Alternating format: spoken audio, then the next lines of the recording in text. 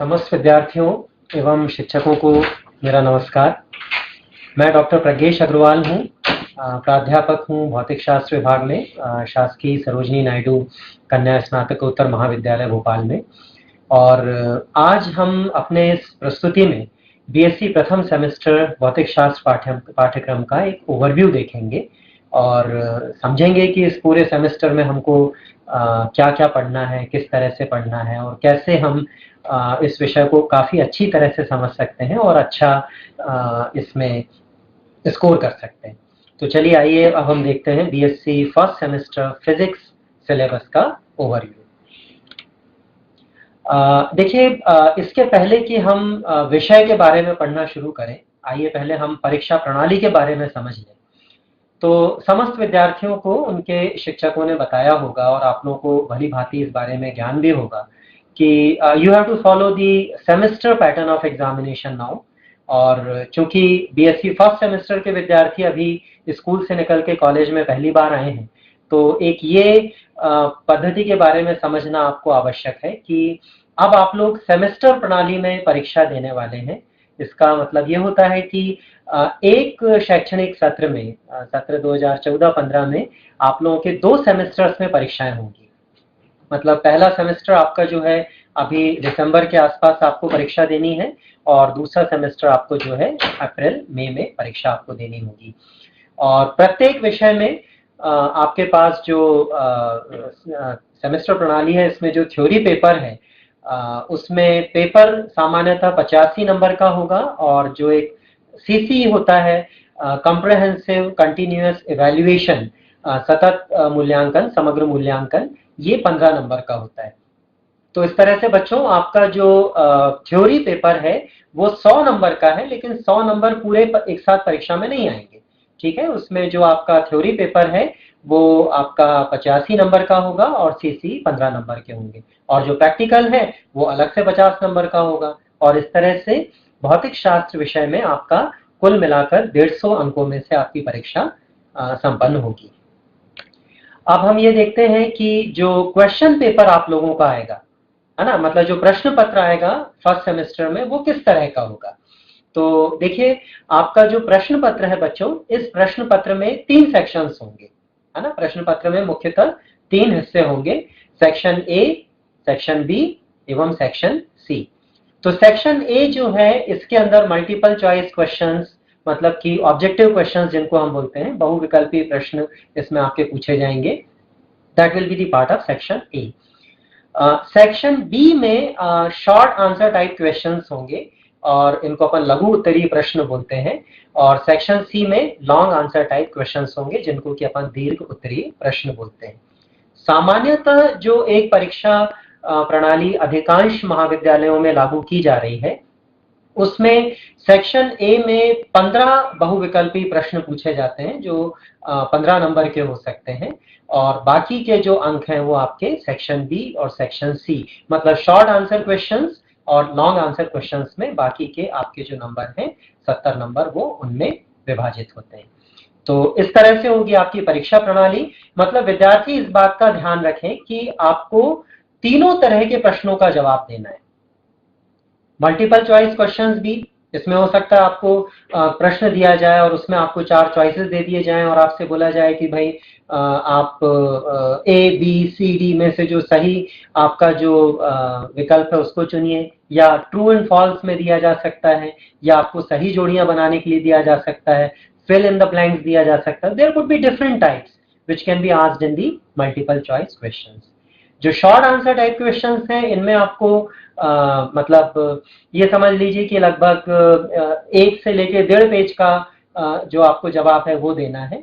और जो long answer type questions हैं इसमें आपको लगभग 3-3.5 पेज में आपको जवाब इसका देना होता है। तो चलिए अब हम सीधे विषय पर आते हैं। और सबसे पहले तो हम ये देखें बच्चों कि फिजिक्स क्या होता है या भौतिक शास्त्र किसे कहते हैं। तो जैसे हम ये जानते हैं कि फिजिक्स जो है it is a branch of science.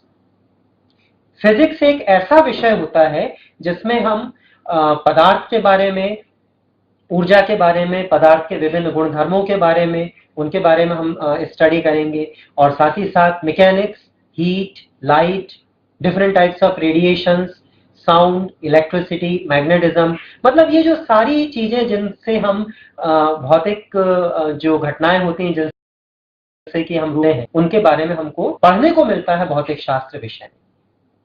जैसे हम सभी लोग जानते हैं कि चीजें क्यों दिखाई देती हैं, भाई क्योंकि हम आंखों से किसी चीज को देखते हैं। तो आंखों से कोई चीज कैसे दिखाई देती? क्योंकि हमारी आंखों में लेंस होता है।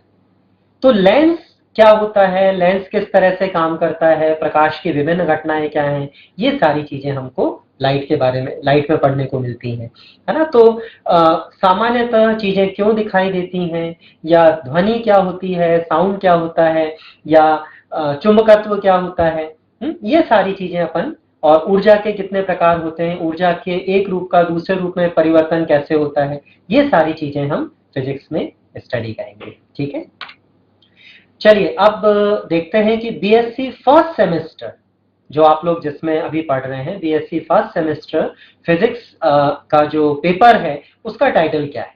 तो बच्चों उसका टाइटल है mechanics and properties of matter, मतलब कि यांत्रिकी तथा द्रव्य के गुणधर्म। ठीक है, this is the topic of your physics paper. तो mechanics and properties of matter, ये दो चीजें ऐसी हैं जो आप लोग इस सेमेस्टर में पढ़ने वाले हैं। लगभग पिछले 23 वर्षों से मैं बच्चों के साथ हूं एक शिक्षक के रूप में। तो मैंने ये महसूस किया है कि फर्स्ट सेमेस्टर में, फर्स्ट ईयर में ही आप अपने सब्जेक्ट के कंसेप्ट्स को जितना अच्छा क्लियर कर लेते हैं उतना आपको सब्जेक्ट को पढ़ने में मजा आता है और आगे की भी सारी चीजें आपको अच्छी लगती हैं। तो विद्यार्थियों, ये जो पेपर है आपका, देखो एक पेपर है, ठीक है, एक पेपर है और एक ही पेपर में आपको पढ़ना है, एक ही पेपर की आपको परीक्षा भी देनी, लेकिन एक पेपर के अंदर आपकी 5 यूनिट्स होंगी और ये जो 5 यूनिट्स हैं ये आपको स्क्रीन पे दिख रही होंगी। यूनिट 1 जो है that deals with the mathematical physics, मतलब यूनिट 1 के अंदर हम गणितीय भौतिकी के बारे में पढ़ेंगे। क्या पढ़ेंगे वो अभी अपन आगे चल के देखते हैं। ठीक है, यूनिट 2 जो है उसमें हम यांत्रिकी या मैकेनिक्स के बारे में पढ़ेंगे। यूनिट 3 में हम पदार्थ के सामान्य गुणधर्म, that means the general properties of matter के बारे में पढ़ेंगे। Unit 4 will be dealing with oscillations, दोलन है यूनिट 4 में। यूनिट 5 में relativistic mechanics and earlier developments in physics up to 18th century. तो बच्चों ये 5 यूनिट्स हैं हमारी फिजिक्स में और मैं आपको अभी से विश्वास दिलाता हूं कि ये पांचों यूनिट्स पढ़ने में बहुत ही आसान है और बहुत ही इंटरेस्टिंग है। मतलब ये वो चीजें हैं, देखिए इन यूनिट्स में अभी हम फिजिक्स के फंडामेंटल्स डेवलप करेंगे। ठीक है, जब ये फंडामेंटल्स अच्छे होंगे, हमारे कंसेप्ट्स अच्छे होंगे हमारे, तो विद्यार्थियों मान के चलो कि आपको आगे के सारे सेमेस्टर्स में फिजिक्स में पढ़ने में बहुत मजा आएगा। ठीक है, तो चलिए अब अपन यूनिट बाय यूनिट अपन सिलेबस देखते हैं कि फर्स्ट ईयर में क्या क्या आपके कोर्स में है। तो यूनिट 1 जो है आपकी basically this deals with mathematical physics, गणितीय भौतिकी के रूप में है और इसमें हम क्या पढ़ेंगे, मेनली वेक्टर्स के बारे में, स्केलर्स के बारे में, वेक्टर्स क्या होते हैं, स्केलर्स क्या होते हैं, फिर वेक्टर्स का जोड़ किस तरह से किया जाता है, वेक्टर्स का मल्टीप्लिकेशन कैसे होगा, ये सारी चीजें हम पढ़ेंगे। ठीक है, तो बच्चों आप लोग जानते हो कि वेक्टर्स क्या होते हैं, है ना, जानते हैं ना, आप लोगों ने 12वीं क्लास में पढ़े हैं ना वेक्टर्स क्या होते हैं। ठीक है, तो बच्चों आप लोग जानते हो कि जितनी भी भौतिकी राशियां होती हैं इनको हम 2 हिस्सों में डिवाइड कर सकते हैं। ठीक है, स्केलर्स मतलब कि अदिश और वेक्टर्स मतलब कि सदिश। तो बच्चों अदिश क्या होता है, ऐसी राशियां जिनका केवल मान होता है, जिनकी दिशाओं की जानकारी होना आवश्यक नहीं है, उन्हें हम अदिश बोलते हैं। जैसे कि ताप, टेम्परेचर, ठीक है, या फिर द्रव्यमान या समय। ठीक है, अब जैसे हम ये कह सकते हैं कि भाई टेम्परेचर, जैसे मान लीजिए अभी आप लोग बैठे हैं तो आपके क्लासरूम का टेम्परेचर कितना है, मान लीजिए 30 डिग्री सेल्सियस है, तो 30 डिग्री सेल्सियस एक मान हो गया, एक वैल्यू हो गई, इसके अपने को डायरेक्शन की आवश्यकता नहीं है, तो इसको हम बोलते हैं अदिश। ठीक है, मतलब कि स्केलर। जबकि दूसरी तरह की राशियां होती हैं सदिश, मतलब कि वेक्टर्स। तो बच्चों वेक्टर्स क्या है, वेक्टर्स वे भौतिकीय क्वांटिटीज होती हैं जिनमें हमको मान के साथ साथ दिशा का भी ज्ञान होना आवश्यक हो। जैसे हम बोलते हैं कि बल, ठीक है, अगर किसी वस्तु पर बल लग रहा है तो बल इस तरफ लग रहा है या बल इस तरफ लग रहा है, इसके ऊपर निर्भर करेगा कि वस्तु का जो विस्थापन है वो किस दिशा में होगा। तो बल एक सदिश राशि है, विस्थापन एक सदिश राशि है, वेग, वेलोसिटी, एक्सेलरेशन, ठीक है, ये सारी चीजें कहलाती हैं अपनी सदिश राशियां। तो अदिश जिनमें केवल मान होता है, सदिश जिनमें मान के साथ साथ डायरेक्शन भी होती है। ठीक है बच्चों, तो ये कहलाते हैं वेक्टर्स एंड स्केलर्स। वेक्टर्स भी कई प्रकार के होते हैं फिर, है ना। पोलर वेक्टर्स जो कि लीनियर होते हैं, एक दिशा में होते हैं, और एक्सियल वेक्टर्स जो कि रोटेटिंग मोशन के कारण उत्पन्न होते हैं, जैसे कि टॉर्क है, एंगुलर मोमेंटम है, तो उनको अपन बोलते हैं एक्सियल वेक्टर्स। तो वेक्टर्स कितने प्रकार के होते हैं, फिर वेक्टर्स का एडिशन किस प्रकार का होगा, ठीक है। जैसे कि आप इस स्लाइड में देखें तो आपको ये मिलेगा कि जैसे जो एक सामान्य सा सूत्र होता है, बल बराबर द्रव्यमान गुणित त्वरण, force is equal to mass into acceleration. तो बच्चों इसमें देखो फोर्स जो है it is a vector quantity, ठीक है। मास मतलब कि द्रव्यमान is a scalar, and again acceleration ए त्वरण that is a vector quantity, ठीक है। तो अब जैसे ये जो चित्र आपको दिख रहा है, मान लीजिए आपके पास एक वेक्टर है ए, दूसरा वेक्टर है बी, और इनका अपने को जोड़ करना है, इनका अपने को सम निकालना है। तो सम कैसे निकलता है, एक वेक्टर ए होता है, उसके शीर्ष पे हम दूसरे वेक्टर का प्रारंभिक बिंदु रख देते हैं बी, और सीधे ए के स्टार्टिंग पॉइंट से बी के टर्मिनस पे हम रेखा खींच देते हैं, तो वो हमारा वेक्टर ए प्लस बी हो जाता है, मतलब दोनों का योग हो जाता है। तो ये सारी जो सिंपल सी चीजें बच्चों, आप लोगों ने पहले भी 12वीं क्लास में वेक्टर्स पढ़े होंगे, लेकिन अब उसमें हम ज्यादा आगे डीप स्टडी करेंगे वेक्टर्स के बारे में। फिर वेक्टर्स जब आ जाती हैं तो वेक्टर्स से रिलेटेड जो कैलकुलेशंस हैं वो भी डिफरेंट हो जाती हैं, है ना।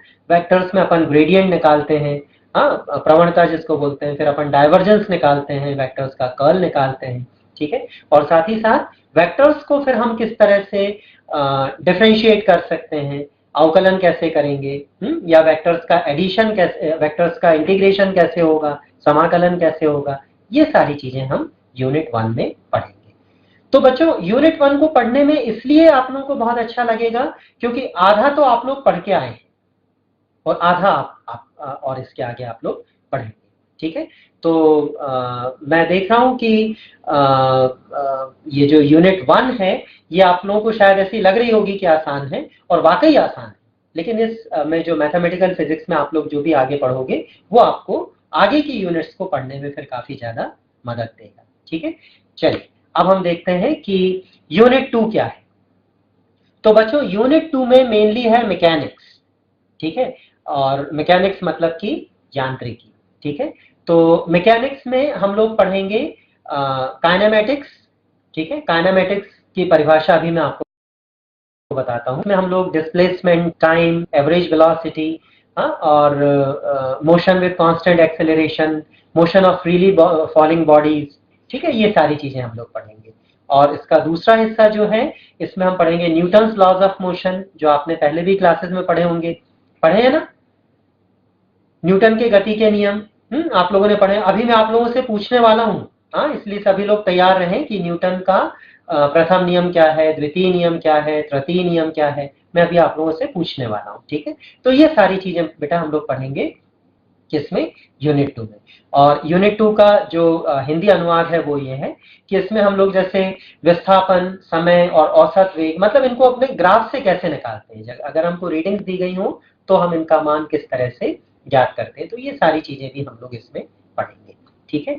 और न्यूटन के गति के नियम है, केंद्रीय बल के अंतर्गत गति है, केपलर के नियम है, ठीक है, केपलर के नियम, कोरियोलिस बल क्या होते हैं, गॉस और पाइजन की गुरुत्वीय स्व ऊर्जा के समीकरण क्या है, ठीक है, ये सारी चीजें। फिर इलास्टिक कोलिजन क्या होता है, इनइलास्टिक कोलिजन क्या होता है, ये सारी चीजें अपन यूनिट 2 में पढ़ेंगे, ठीक है।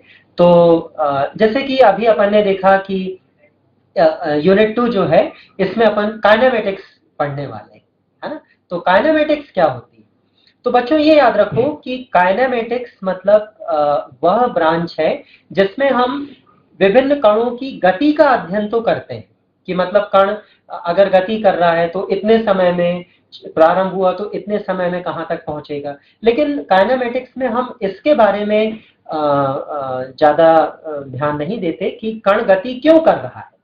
हम ये मान लेते हैं कि भाई कण गति कर रहा है, उसके ऊपर घर्षण लग रहा है या घर्षण नहीं लग रहा है, ठीक है। तो बच्चों हमेशा याद रखना काइनेमेटिक्स क्या है, ये फिजिक्स की वो ब्रांच है जिसमें हम कण की या विभिन्न कणों के निकायों की गति का अध्ययन तो करते हैं, लेकिन हम उनके जो गति किस कारण से हो रही है, जो कॉजेस ऑफ मोशन है, उनके बारे में हम ज्यादा ध्यान नहीं देते। तो वो ब्रांच कहलाती है काइनेमेटिक्स। ये आप लोग पढ़ने वाले हैं सेकेंड यूनिट के अंदर, ठीक है। और न्यूटन्स लॉज ऑफ मोशन, जैसे मैंने अभी आपसे कहा था कि न्यूटन ने गति के 3 नियम दिए थे। तो बच्चों आप लोगों को ये तो पता होगा ना कि गति के 3 नियम भी हैं और गति के 3 समीकरण भी, ठीक है। तो गति के 3 नियम जो हैं ये न्यूटन ने दिए थे, और गति का जो प्रथम नियम है उसको हम जड़त्व का नियम बोलते हैं, लॉ ऑफ इनर्शिया, ठीक है। और गति का जो दूसरा नियम है उसे हम बल का नियम बोलते हैं, लॉ ऑफ फोर्स। और गति का तीसरा नियम जो सबसे ज्यादा प्रसिद्ध है न्यूटन का, वो क्या है, law of equal and opposite reaction, बराबर तथा विपरीत प्रतिक्रियाओं का नियम, ठीक है। तो बच्चों ये जो 3 नियम थे, ये 3 नियम किसने दिए थे, सर आइजैक न्यूटन ने दिए थे, इसलिए इनको हम बोलते हैं Newton's laws of motion. Alright, चलिए अभी मैं आपसे एक सवाल पूछता हूं जिसका जवाब आप लोग मुझे बाद में देंगे, ठीक है। मैं आपसे एक सवाल पूछने वाला हूं। सवाल यह है बच्चों कि गति के 3 नियम ये तो न्यूटन ने दिए थे, आपके लिए सवाल यह है कि गति के जो 3 समीकरण हैं वो किसने दिए थे, who gave 3 equations of motion, ठीक है। ये आपको याद होंगे 3 समीकरण है ना, s is equal to u t plus half a t square, v square is equal to u square plus 2fs, और एक पहला समीकरण भी है, ठीक है। तो वो 3 समीकरण है, तो गति के 3 नियम अलग हैं और 3 समीकरण अलग है, ठीक है। तो ये आपको अभी जब मेरा ये आपसे बातचीत समाप्त होने को होगी तब मैं आपसे इसका जवाब पूछने वाला हूं, ठीक है। तो इसका जवाब सोचिएगा आपको, ठीक है। चलिए, जो यूनिट 3 है, this is very very important, very very interesting unit, and that is on the general properties of matter, मतलब द्रव्य के सामान्य गुणधर्म, ठीक है। तो इसमें भी बच्चों हम लोग क्या पढ़ेंगे, इलास्टिसिटी पढ़ेंगे, प्रत्यास्थता, ठीक है, हुक के नियम, यंग्स मॉडुलस, बल्क मॉडुलस, जड़ता गुणांक, और इस तरह की चीजें हम पढ़ेंगे। और सिलेबस आपको दिख रहा है स्क्रीन के ऊपर, ठीक है। और जो दूसरा पार्ट है इसका वो है पृष्ठ तनाव के ऊपर, सरफेस टेंशन, है ना। और तीसरा पार्ट है विस्कोसिटी एंड फ्लूइड मैकेनिक्स, ठीक है, मतलब कि जो शांता। तो बच्चों 3 चीजें इसमें है, प्रत्यास्थता, पृष्ठ तनाव एवं शांता, ठीक है। और देखिए जैसे एक छोटा सा सवाल आपसे पूछा जाए कि जब हम खाना खाते हैं तो जो ठंडी सब्जी होती है, ठंडी सब्जी की तुलना में जो गर्म सब्जी है वो अधिक स्वादिष्ट लगती है ना, क्यों लगती है, ठीक है। या एक दूसरा प्रश्न है आपके पास कि कपड़े धोते समय अगर हम सादे पानी से कपड़े धो लेते हैं तो कपड़े धुल तो जाते हैं लेकिन उतने साफ नहीं निकलते, जबकि हम अगर पानी में थोड़ा सा डिटर्जेंट पाउडर मिला देते हैं, कपड़े धोने का पाउडर मिला देते हैं, तो पानी से कपड़े ज्यादा साफ धुल जाते हैं। तो ऐसा क्यों होता है, ठीक है। तो देखिए ये जो सिलेबस यूनिट 3 का है उसको यहाँ पे हिंदी अनुवाद मैं आप लोगों को दिखा रहा हूँ बच्चों को। तो हुक का नियम, प्रत्यास्थता गुणांक, यंग प्रत्यास्थता गुणांक, आयतन प्रत्यास्थता गुणांक, कुछ याद आ रहा है आप लोगों को, ये आपने स्कूल में भी पढ़ा हुआ है, ठीक है। तो बच्चों ये चीजें आपने पहले भी पढ़ी हैं, लेकिन अब इनके डिटेल स्टडी और इनके आपस में गुणधर्म, ये सारी चीजें अपन अब फर्स्ट सेमेस्टर में पढ़ेंगे। तो बच्चों देखो यहाँ पे सोचने की बात ये आती है कि सिलेबस कुछ इस तरह से बना है कि आप लोगों को स्कूल लेवल से कॉलेज में आने में बहुत ज्यादा आपको सिलेबस को पढ़ने में कठिनाई महसूस नहीं होगी। बस एक चीज आप लोगों को याद रखनी, स्कूल में प्रश्नों का जवाब लिखने का तरीका थोड़ा सा अलग होता है और कॉलेज में प्रश्नों को लिखने का उत्तर लिखने का तरीका थोड़ा सा अलग होता है। स्कूल में भी जब हम इन्हीं सब्जेक्ट्स को पढ़ते थे ना, तो आप लोगों को ये लगता होगा मन में कि हमको बिल्कुल टू द पॉइंट जवाब देना है, एक लाइन का जवाब देना है, 2 लाइन का जवाब देना है। कॉलेज में भी बिल्कुल टू द पॉइंट जवाब देना है, लेकिन कॉलेज में फिर एनालिसिस उसमें जुड़ती जाती है, उसकी विवेचना जुड़ती जाती है ना। तो जैसे मान लीजिए पहले अगर हम जवाब देते थे तो हम केवल परिभाषा बता देते थे, डेफिनेशन दे देते थे। अब हमको परिभाषा तो बतानी ही है, लेकिन हमें उसका थोड़ा सा डिस्कशन भी करना है। तो बच्चों, अधिकतर बच्चों को ये तकलीफ जाती है कि जब वो स्कूल से कॉलेज में आते हैं तो थोड़ा सा एकदम से वो ट्रांसफॉर्मेशन जो होता है, जो एक स्कूल से कॉलेज में आने का जो एक ट्रांसफॉर्मेशन होता है, वो स्मूथ होना चाहिए। तो आपको थोड़ा डिटेल में पढ़ना है, थोड़ा डिटेल में आपको जवाब भी देना है। ठीक है, तो ये थी अपनी यूनिट 3। तो अभी मैंने आपके सामने 2 प्रश्न रखे, ठीक है ना, कि ठंडी सब्जी की तुलना में गर्म सब्जी अपने को ज्यादा स्वादिष्ट महसूस क्यों होती है, टेस्टी क्यों लगती है, और डिटर्जेंट पाउडर मिलाने से पानी जो है वो उसमें कपड़े अपने ज्यादा अच्छे से साफ क्यों धुलते हैं। तो क्या आप लोगों को इसका जवाब पता है? अगर किसी भी बच्चों को जवाब पता है तो केवल अपनी जगह पे हाथ उठाइए।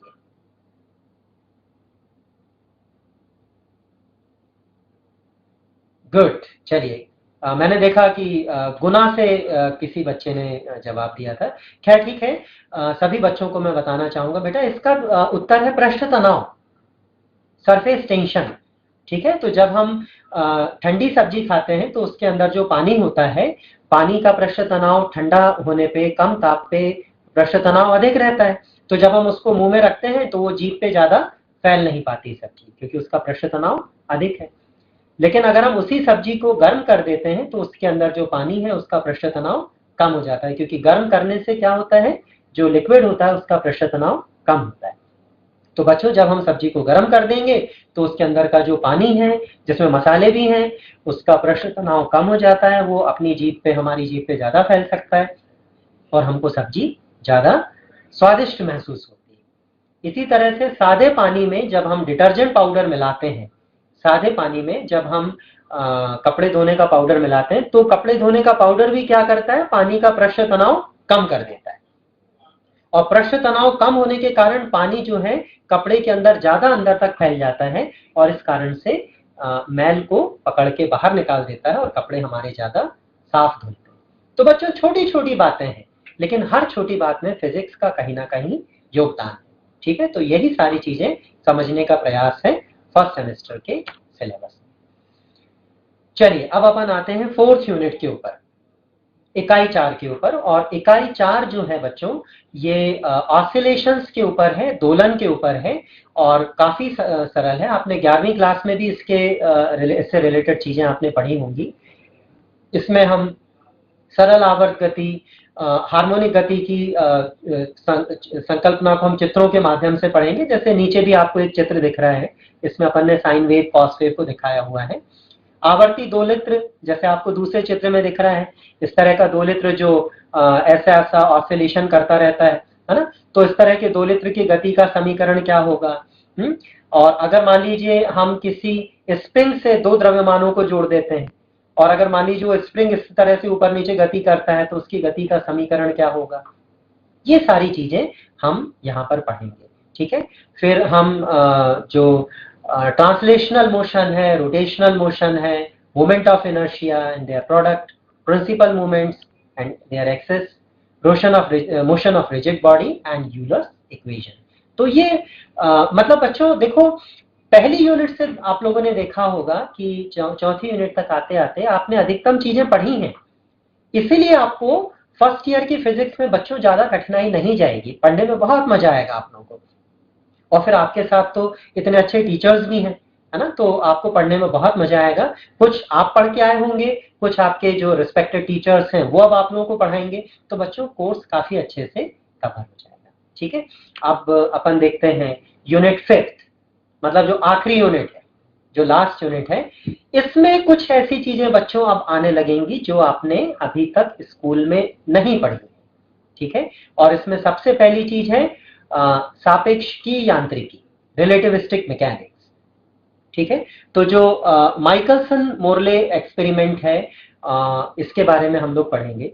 बच्चों आप लोगों को याद होगा जब आपने स्कूल में प्रकाश की प्रकृति के बारे में पढ़ा होगा, नेचर ऑफ लाइट के बारे में, तो आपको टीचर्स ने बताया होगा कि प्रकाश की दो प्रकृतियों के सिद्धांत पूर्व में प्रचलित थे, याद है।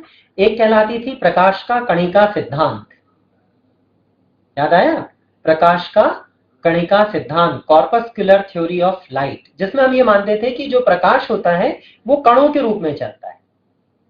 प्रकाश का कणिका सिद्धांत किसने दिया था? सर आइजैक न्यूटन ने दिया था, ठीक है। बच्चों इस चीज को नोट करते चलेंगे आप लोग। हाँ, प्रकाश का कणिका सिद्धांत किसने दिया था? सर आइजैक न्यूटन ने दिया था, ठीक है। और कणिका सिद्धांत में क्या मानते थे कि जब प्रकाश चलता है मतलब कणों के रूप में चलता है, ठीक है। लेकिन प्रकाश के कणिका सिद्धांत से बच्चों क्या था कि जैसे आपका फोटो इलेक्ट्रिक इफेक्ट है, कॉम्पटन इफेक्ट है, इनको तो हम एक्सप्लेन कर सकते हैं जब हम प्रकाश को कणों के रूप में मानते हैं। लेकिन इंटरफेरेंस मतलब व्यतिकरण, विवर्तन, ध्रुवण, इन घटनाओं को हम एक्सप्लेन नहीं कर पा रहे थे।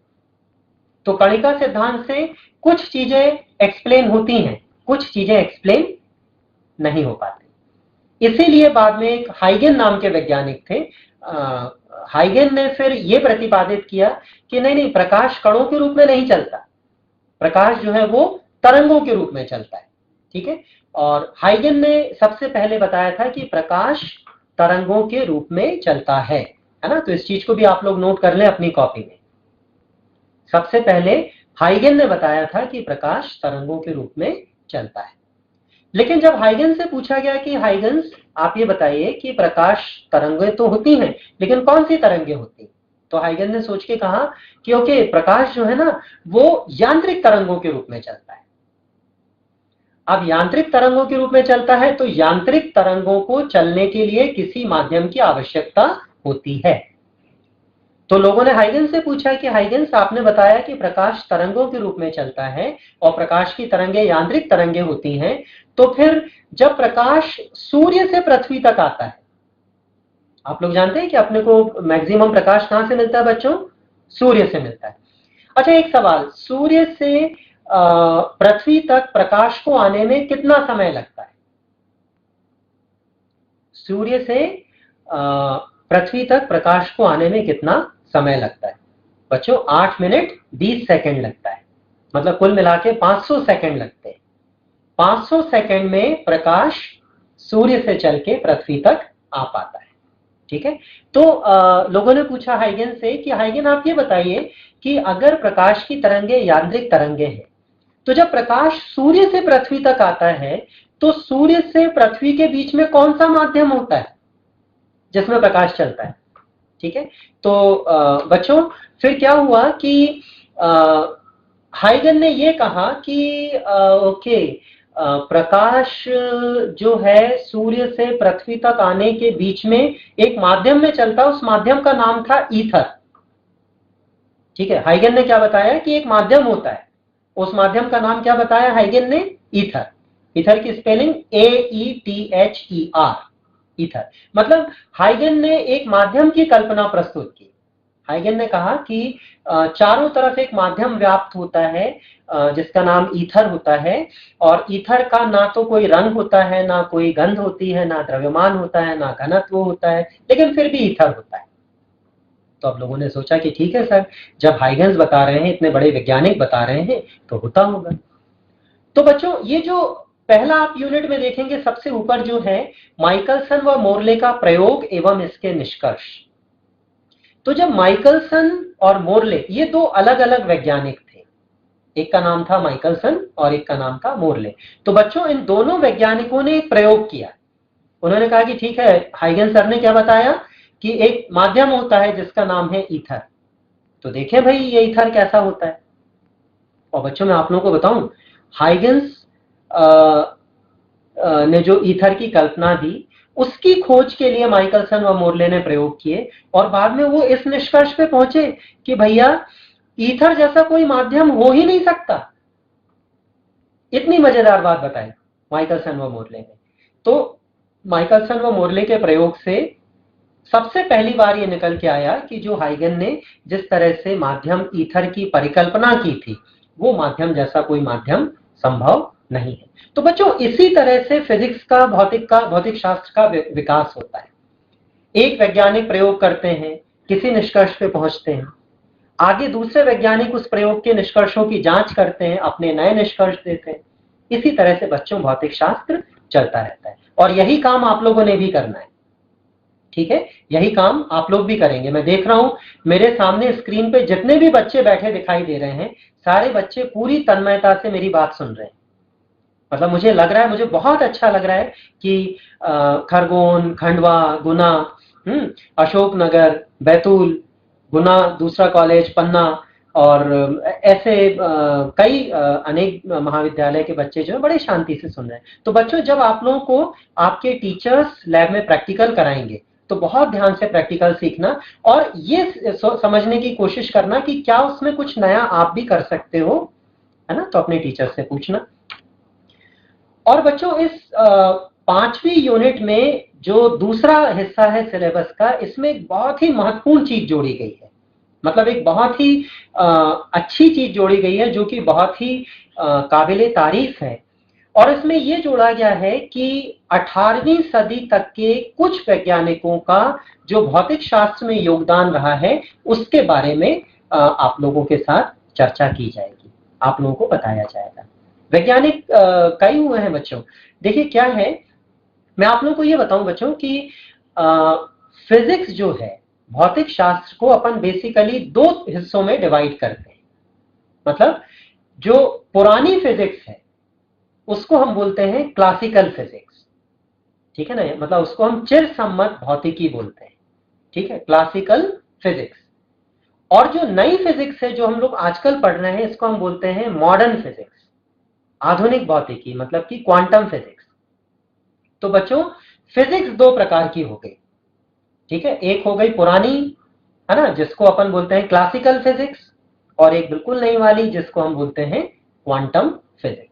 तो बच्चों, इसके बारे में मैं अभी आपको आगे चल के बताऊंगा। तो मेनली जो 19वीं सदी तक की जो फिजिक्स, मतलब 18वीं सदी के अंत तक की जो फिजिक्स रही है, वो हमारी रही है क्लासिकल फिजिक्स, ठीक है। और उसमें कई वैज्ञानिकों ने बड़ा महत्वपूर्ण योगदान दिया। एक तो अपने यहाँ के बहुत ही प्रसिद्ध खगोलविद हुए हैं, एक एस्ट्रोलॉजर हुए हैं आर्यभट्ट, है ना। और एक तरह से ये कहा जाता है कि शून्य का आविष्कार करने का श्रेय आर्यभट्ट को दिया जाता है। तो 476 ईस्वी से लेके 550 ईस्वी तक हुए हैं आर्यभट्ट। ये हमारे भारत के ही एक बहुत प्रसिद्ध गणितज्ञ रहे हैं, एक ज्योतिषी खगोल शास्त्री रहे हैं। और आर्यभट्ट हमारे देश के वैज्ञानिक हुए हैं, ये हमारे लिए बच्चों बहुत ही गर्व का विषय है, ठीक है। अब ये बात अलग है कि जिस समय में आर्यभट्ट हुए थे 476 से लेके 550 ईस्वी तक, बच्चों उस जमाने में कैमरे नहीं होते थे, है ना। तो उनका कोई निश्चित एक फोटो हमारे पास उपलब्ध नहीं है। तो जो भी मूर्तिकार आर्यभट्ट की मूर्ति बनाते हैं या चित्रकार उनका चित्र बनाते हैं, वो अपनी कल्पना के मुताबिक बनाते हैं आर्यभट्ट का। तो लेकिन बच्चों, आप लोगों को पता होगा कि भारत ने जो पहला उपग्रह अंतरिक्ष में लॉन्च किया था, उसका भी नाम आर्यभट्ट था, ठीक है। वो इन्हीं के नाम के ऊपर रखा गया था। जो भारत का प्रथम उपग्रह था, first satellite of India was termed as Aryabhata, ठीक है। फिर एक बहुत ही प्रसिद्ध वैज्ञानिक हुए हैं बच्चों आर्किमिडीज, ठीक है। ये स्क्रीन में आप देखेंगे बीच में आर्किमिडीज का एक चित्र आपको दिखाई दे रहा है। तो आर्किमिडीज ने बच्चों उत्प्लावनता, जो बॉयंसी होती है, उसके बारे में उन्होंने काम किया था। आर्किमिडीज के बारे में मैं आपको एक छोटी सी घटना बताता हूँ। आर्किमिडीज कहाँ थे बच्चों? यूनान के थे, ग्रीस के थे, ठीक है। और आर्किमिडीज के समय में यूनान के जो राजा थे, उन्होंने एक बार एक मुकुट बनवाया। मुकुट काय का बनवाया? सोने का बनवाया। और जब वो मुकुट बन के आ गया तो किसी ने उनसे कहा कि सर, ये मुकुट ऐसा लग रहा है कि इसमें शुद्ध सोना नहीं है, बल्कि इसमें थोड़ा सा कोई दूसरी धातु भी, एल्यूमिनियम या तांबा जो है, वो इसमें मिलाया गया है। तो आप पता लगवाइए साहब, अपने पास तो आर्किमिडीज जैसे एक बहुत बड़े वैज्ञानिक हैं, वो बताएंगे आपको। तो देखो क्या होता है कि जो वैज्ञानिक रहते हैं बच्चों, उनके पास हमेशा नए नए चैलेंजेस आते हैं। तो यूनान के राजा ने आर्किमिडीज को बुलाया कि बोले आर्किमिडीज इधर आइए, मैं आपको 7 दिन का समय देता हूं, आप ये सिद्ध कीजिए कि हमारा ये जो मुकुट बना है ये शुद्ध सोने का है या नहीं, और अगर सोने में मिलावट है तो कितनी मिलावट है। अगर आपने इसका सही जवाब दे दिया तो आपको इनाम मिलेगा, और अगर नहीं जवाब दिया आपने तो फिर आपको मृत्यु दंड दिया जाएगा। आपकी गर्दन काट दी जाएगी। तो बच्चों आप सोचो कि अगर कोई किसी वैज्ञानिक को बोले कि इसका जवाब बताओ, नहीं तो आपको मृत्यु दंड मिलेगा, तो साहब वो आर्किमिडीज जो थे ये तो बहुत ही ज्यादा, अब भाई इसका कोई उस समय तक विधि तो प्रचलन में थी नहीं। आज तो अपने पास बहुत तकनीक है, लेकिन उस समय कोई ऐसी विधि थी नहीं। तो आर्किमिडीज जो है बच्चों, वो दिन रात इसी खोज में लगे रहे कि कैसे पता लगाया जाए कि सोने का मुकुट शुद्ध सोने से बना है कि इसमें मिलावट है। तो जब अंतिम दिन आ गया और आर्किमिडीज को कोई इसका हल नहीं सूझा, तो आर्किमिडीज जो थे वो अपने घर में जहां थे, वो वहां पे बाथ टब होता है ना, नहाने वाला टब, वो बाथ टब में लेट के वो नहा रहे थे। और सोच भी रहे थे कि भाई कैसे पता लगाऊं कि कितना मिलावट होगी, कैसे होगी। तो बच्चों आर्किमिडीज ने क्या देखा कि जब वो पानी के अंदर घुसे नहाने के लिए टब के अंदर, तो कुछ पानी बाहर निकल गया। और हम और आप होते तो बोलते ठीक है भाई, पानी के अंदर जाएंगे तो पानी निकलेगा, कौन सी बड़ी बात है। लेकिन आर्किमिडीज ने उसी में पूरा ध्यान लगा दिया कि जैसे ही मैं टब में घुसता हूं कुछ पानी बाहर निकल जाता है। तो उन्होंने उस पानी का वजन निकाला, और उन्होंने देखा कि जितने वजन के वो थे उतना ही वजन का पानी बाहर निकलता था। ठीक है, तो उनको इससे एकदम से एक सिद्धांत उनके दिमाग में आ गया, और वो जिस तरह से नहा रहे थे ना, उसी तरह से नहाते नहाते उन्होंने सड़क के ऊपर दौड़ लगा दी। ठीक है, और वो चिल्लाने क्या लगे, यूरेका यूरेका यूरेका। यूरेका का मतलब होता था ग्रीस लैंग्वेज में कि मैंने पा लिया पा लिया पा लिया, है ना, क्योंकि भाई उनकी तो जान हथेली पे थी ना। तो उनको एकदम से जब उसका एक सोल्यूशन मिल गया तो ही वॉज वेरी हैप्पी। तो उन्होंने क्या बोला बच्चों, यूरेका। तो यूरेका शब्द आर्किमिडीज के समय से ही काफी प्रसिद्ध हो गया, काफी फेमस हो गया। ठीक है, फिर वो राजा के दरबार में गए और उन्होंने जो मुकुट था उसका जो शुद्ध सोने जितना, मान लीजिए 13 किलो सोना दिया गया था, तो 13 किलो सोने को पहले पानी में डाला, उससे कितना पानी निकला उसको तौल लिया। फिर वो मुकुट जो था उसको पानी में रखा, उससे कितना पानी निकला उसको तौल लिया, दोनों पानी के द्रव्यमान में अंतर देखा, और उन्होंने कैलकुलेट करके बताया कि राजा साहब ये मुकुट जो है ये शुद्ध सोने का नहीं है, इसमें मिलावट की गई है। तो ये उत्प्लावनता का सिद्धांत कहलाता है, ये बॉयंसी का प्रिंसिपल कहलाता है, which was first given by Archimedes.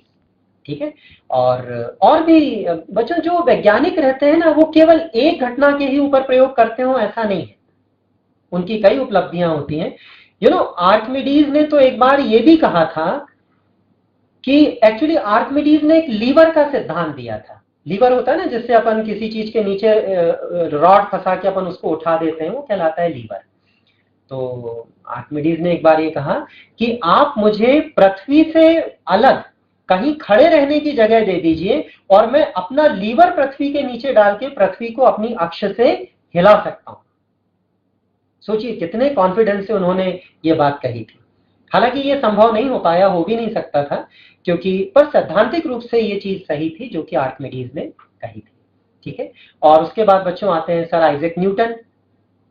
तो न्यूटन का तो नाम आपने सुना ही होगा, सर आइजैक न्यूटन, है ना, जो कहते हैं कि एक बार गार्डन में बैठ के कुछ सोच रहे थे, तो वो एक पेड़ के नीचे बैठे हुए थे।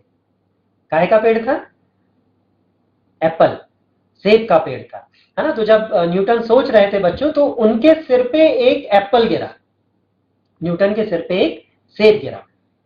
अब भाई हम और आप होते तो अपन क्या करते हो, सेब को उठा के खा जाते और क्या करते, है ना। लेकिन न्यूटन ने पूरा इसके ऊपर ध्यान लगाया कि वो एप्पल नीचे ही क्यों गिरा, एप्पल गिरा तो ऊपर क्यों नहीं चला गया, उधर क्यों नहीं गया, इधर क्यों नहीं गया, एकदम वर्टिकल नीचे ही क्यों गिरा।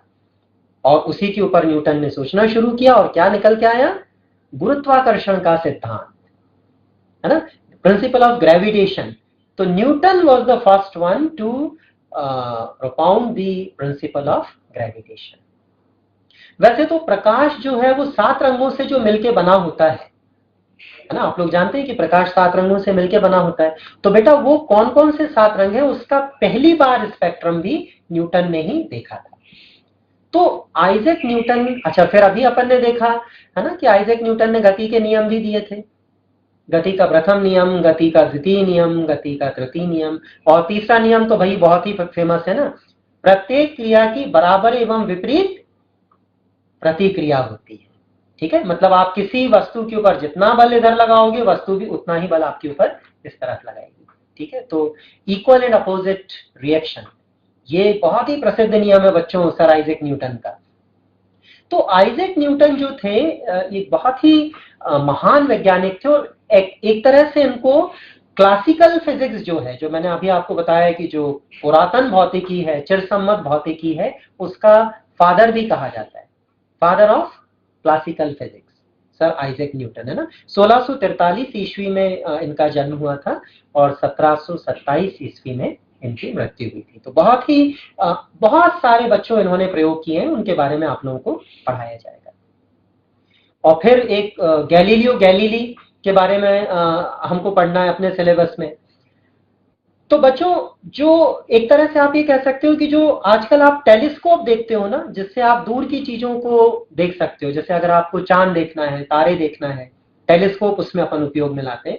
तो जो मॉडर्न टेलीस्कोप है इसका आविष्कार भी गैलीलियो ने किया था। एक्चुअली टेलीस्कोप पहले से बन चुका था, लेकिन उसको पूरी तरह से सैद्धांतिक रूप देना, उसका भौतिकीय पूरा कौन सा लेंस लगेगा, कौन सा मिरर लगेगा, वो पूरा काम गैलीलियो गैलीली ने किया था। इटली के थे ये, 1564 ईस्वी से लेके 1642 ईस्वी तक गैलीलियो रहे हैं। बच्चों गैलीलियो के पहले एक सिद्धांत चलता था, उसमें ये कहा जाता था कि पृथ्वी अपनी जगह स्थिर है और सूर्य पृथ्वी के चारों तरफ चक्कर लगाता है। ये पुराना सिद्धांत था। बाद में एक वैज्ञानिक हुए जिनका नाम था कोपरनिकस। कोपरनिकस ने सबसे पहले बताया कि नहीं नहीं ऐसा नहीं है, सूर्य अपनी जगह स्थिर है और पृथ्वी उसके चारों तरफ चक्कर लगाती है। किसने बताया? कोपरनिकस ने। उसके पहले टॉलेमी, अरिस्टोटल जो वैज्ञानिक हुए उनका सिद्धांत कुछ अलग था। वो कहते थे नहीं पृथ्वी स्थिर है, सूर्य इसके चारों तरफ चक्कर लगाता है, क्योंकि ऐसा दिखता था, है ना। अभी भी हमको ये दिखता है भाई, अभी अपन खड़े होते हैं ना कहीं सूर्य के सामने तक, तो अपने को दिखता है भाई सूर्य सुबह इधर से निकला, फिर इधर गया, फिर इधर गया, फिर इधर गया, फिर इधर गया, तो अपने को क्या लगता है कि पृथ्वी स्थिर है, सूर्य चक्कर लगाता है। लेकिन गैलीलियो ने वैज्ञानिक रूप से प्रयोग करके इस बात को सिद्ध करने की कोशिश की कि नहीं, सूर्य स्थिर है, पृथ्वी उसके चारों तरफ चक्कर लगाती है। और जब गैलीलियो ने बात कही बच्चों, तो उस जमाने में ये जो बात थी, ये धार्मिक सिद्धांतों को एक तरह से उनका विरोध कर रही थी। तो गैलीलियो को इस सिद्धांत पे बहुत प्रतिरोध झेलना पड़ा, बहुत इनको विरोध झेलना पड़ा। ठीक है, लेकिन जैसे आप लोग सभी जानते हो, आप लोग फिजिक्स के स्टूडेंट्स हो, कि सांच को आंच क्या, है ना। तो आज हम सभी जानते हैं कि नहीं, सूर्य स्थिर रहता है और पृथ्वी उसके चारों तरफ चक्कर लगाती। तो ये घटना सबसे पहले जो एक तरह से सिद्ध करने का श्रेय है, ये गैलीलियो गैलीली को जाता है। ठीक है, और फिर हाइगन्स, जो लास्ट फोटो आपको स्क्रीन पे दिख रही, क्रिस्टियन हाइगन्स जो है, तो 1629 से लेके 1695 तक ये रहे हैं हाइगन्स। तो बच्चों हाइगन्स जो है, अभी जैसे मैंने आपसे बात की कि हाइगन्स ने पहले ईथर का सिद्धांत दिया था, लेकिन बाद में वो सिद्धांत गलत सिद्ध हो गया। लेकिन बच्चों इसका मतलब ये नहीं है कि हाइगन्स ने अपना कोई बहुत विशेष कंट्रीब्यूशन नहीं किया। एक्चुअली विज्ञान ऐसे ही बढ़ता है। हाँ, आप कभी अपने टीचर्स से बात कीजिएगा तो हम लोगों ने भी बच्चों, जब हम लोग पढ़ते थे तब हम लोगों ने ये सारी चीजें किसी और रूप में देखी। आज आप लोग आ गए हो, अब आप लोग तो काफी मॉडर्न जनरेशन हो, है ना, काफी आप लोग एडवांस्ड जनरेशन के बच्चे हैं, आप लोग नई नई चीजें देख रहे हैं। तो बच्चों, विज्ञान का डेवलपमेंट ऐसे ही होता है, ठीक है। अच्छा, इसी यूनिट में आप लोग एम्पियर्स के बारे में भी पढ़ेंगे, एम्पियर के बारे में पढ़ेंगे, बर्नौली के बारे में पढ़ेंगे, गैल्वानी के बारे में पढ़ेंगे, है ना। तो काफी जो महान वैज्ञानिक हैं उनके बारे में आप लोग बच्चों पढ़ेंगे इस यूनिट के बारे में। तो मैं आप लोगों को पूरी तरह से ये विश्वास दिलाना चाहूंगा कि इस पेपर की जो 5 यूनिट्स हैं, पांचों यूनिट्स बहुत ही इंटरेस्टिंग हैं, बहुत ही मजेदार है, ठीक है। और अगर आप पहली यूनिट का वेक्टर अच्छे से पढ़ लेंगे तो पूरी आप आगे तक बीएससी या एमएससी या इवन अगर फिजिक्स में आप पीएचडी भी करोगे, है ना, तो भी बच्चों आप लोगों को बहुत पढ़ने में आसानी हो जाएगी, क्योंकि ये फर्स्ट जो सेमेस्टर है इसमें फंडामेंटल्स हमको बनाने हैं, है ना। इसमें हमको बेसिकली अपना बेस तैयार करना है इस यूनिट इस पेपर के अंदर। तो मुझे पूर्ण विश्वास है कि आप लोगों को ये सेमेस्टर में फिजिक्स पढ़ने में बहुत मजा आएगा। और बच्चों, जब सेकेंड सेमेस्टर में आप लोग आओगे, है ना, तब आपको फिर दूसरी 5 यूनिट पढ़ने को मिलेंगी जो आपको इन यूनिट्स के आधार पे पढ़ने में आसानी होगी। तो ये बात थी बच्चों मेरी फर्स्ट सेमेस्टर के फिजिक्स के सिलेबस के ओवरव्यू के बारे में। अगर आप लोगों को कोई क्वेश्चंस पूछना हो, कोई सवाल पूछना हो, हाँ, तो अब आप लोग पूछ सकते हैं, ठीक है। Any questions?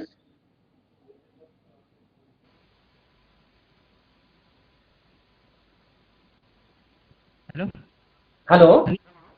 हेलो सर, मैं एसवीएन कॉलेज बड़वानी का स्टूडेंट हूँ। सर मेरा ये सवाल है कि हाँ बेटा। ठंडी सब्जी की तुलना में गर्म सब्जी होती है, तो सर आइसक्रीम खाते हैं तो फिर वो हमें अधिक स्वादिष्ट क्यों लगती है? बहुत अच्छा प्रश्न है बेटा। आपका नाम क्या है? चंचल चौहान। क्या? चंचल कंचन? चंचल चौहान। चंचल चंचल चंचल चौहान ने बच्चों ये प्रश्न किया है। चंचल का प्रश्न ये है कि जब आपसे कहा कि जब हम गर्म सब्जी खाते हैं तो हमको ज्यादा टेस्ट आता है, ठंडी सब्जी में टेस्ट नहीं आता। तो चंचल ने बिल्कुल अच्छा अपना दिमाग लगाया और उसने पूछा कि फिर हम जब आइसक्रीम खाते हैं तो ठंडी आइसक्रीम में हमको अच्छा क्यों लगता है, फिर आइसक्रीम को भी हम गर्म करके क्यों नहीं खाते। बेटा देखो, ऐसा है कि हर तरह की जो खाने की चीज होती है उसका एक प्रकृति होती है, उसका एक टेस्ट होता है ना। तो कोई चीज ऐसी रहती है जो ठंडी में अच्छी लगती है ना, मतलब उस भाई ठंडी चीजों का भी अपना एक स्वाद होता है। लेकिन अगर हम सब्जी को ठंडी करके खाएंगे तो मसाले हमारी जीभ पे आगे ज्यादा नहीं फैलेंगे, तो हमको वो टेस्ट नहीं आ पाएगा। जबकि हम आइसक्रीम को अगर गर्म करके खाएंगे तो हमको वो ठंडक वाला टेस्ट नहीं मिल पाएगा। तो मैंने जो आपसे बात कही इसका मतलब ये नहीं था कि हर चीज को गर्म ही करके खाना है, नहीं तो फिर कोल्ड ड्रिंक उसको क्या गर्म करके पियेंगे हम, नहीं ना। तो बेटा ठंडी चीज का अपना एक अलग टेस्ट होता है, गर्म चीज का अपना एक अलग टेस्ट होता है। लेकिन चंचल ने इतना सोचा, ये बड़े अच्छी बात है, ठीक है। और कोई प्रश्न में बच्चों? सर मैं एसएमएस साइंस कॉलेज से सत्येंद्र सिंह चौहान बोल रहा हूँ। सर जो विद्युत धारा है वो सदिश राशि या अदिश? सत्येंद्र, है ना। बेटा देखो, विद्युत धारा जो है ये अदिश राशि है। अपन जब भी किसी परिपथ में विद्युत धारा को दर्शाते हैं तो अपन हमेशा उसमें एरो बनाते हैं, है ना। इसलिए आपके दिमाग में एक सवाल आया होगा, है ना। लेकिन बच्चों, तार को हम जिस तरह से मोड़ते चले जाएंगे धारा का प्रवाह भी उस तरह से मुड़ता चला जाएगा। मतलब हमेशा वो धारा एक ही दिशा में प्रवाहित होनी चाहिए, ऐसा नहीं। इसलिए विद्युत धारा क्या है?